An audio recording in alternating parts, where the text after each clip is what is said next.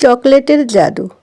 সকালবেলা ছোট্ট শহরের একটি রঙিন স্কুলের সামনে পার্কে ছোট্ট রিমন একাই বসে থাকে। সবাই ক্লাসে, আর সে আজও ঝরঝরা করে ক্লাসে ঢুকতে পারল না। রিমনের মুখ কেমন খারাপ, কিন্তু হঠাৎ মাটিতে কিছু চকলেট দেখতে পায়। চকলেটগুলো ঝলমল করছে, এমন যেন কোনো জাদুর মতো। হঠাৎ ছোট্ট একটি চিঠি চকলেটের সাথে আসে।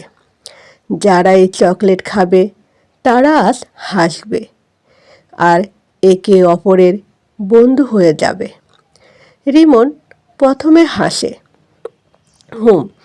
কি এই অবাস্তব কথা, কিন্তু খেতে দেরি না করে সে এক টুকরো খায়। তাৎক্ষণিকভাবে হায়রে, তার আশেপাশের মানুষদের মুখ হাসিতে ভরে যায়।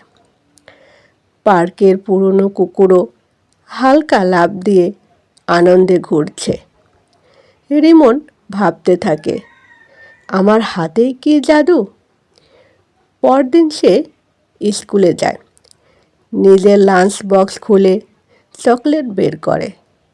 ক্লাসের সবাই সঙ্গে ভাগ করে নেয়।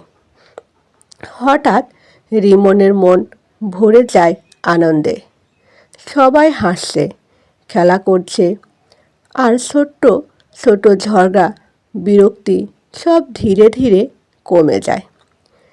দিনের শেষে রিমন নোটবুকে লেখে, ছোট্ট ভালো কাজ বড় সুখ আনতে পারে, আর চকলেট থাকলেই হাসিটা নিশ্চয়ই আসে। সন্ধ্যাবেলায় পার্কের ছোট বাচ্চারা চকলেট খাচ্ছে। রিমন পিছন থেকে হাসছে। আজকের জাদু সবার বন্ধুত্বের। সূর্য ডুবে যাচ্ছে, বাতাসে হাসির শব্দ ভেসে যাচ্ছে। পাশে থাকা ছোট্ট কুকুরও লাফাচ্ছে।